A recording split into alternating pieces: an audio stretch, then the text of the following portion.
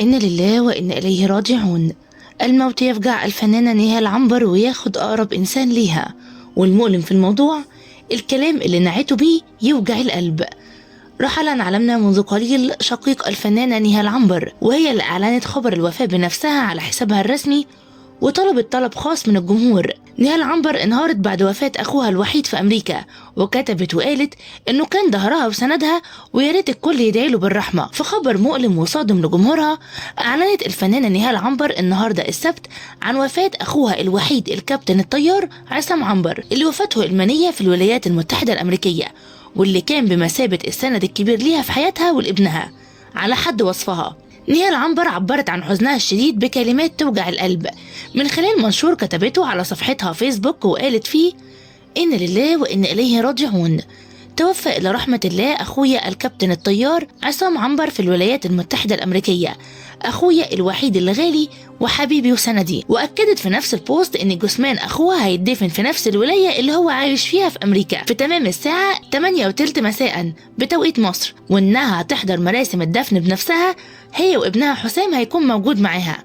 وطلبت من جمهورها طلب غريب جدا في نفس الوقت اللي هيتم الصلاة على أخوها عصام عنبر في أمريكا، إن كل الجمهور يصلي على روح أخوها صلاة الغائب. وقالت: أرجو من جمهورنا الغالي إنهم يصلوا عليه صلاة الغائب على روحه الطاهرة في التوقيت ده الساعة 8:30 مساء بتوقيت مصر. ربنا يرحمه برحمته الواسعة ويسكنه فسيح جناته يا رب.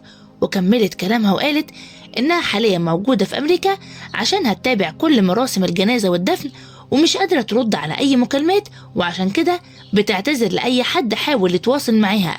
وقالت كمان إنها حزينة جدا على فراق أخوها، وقالت: أرجو من الجميع قبول اعتذاري لعدم الرد على التليفونات، وذلك لوجودي في أمريكا لإتمام جميع مراسم الجنازة والدفن.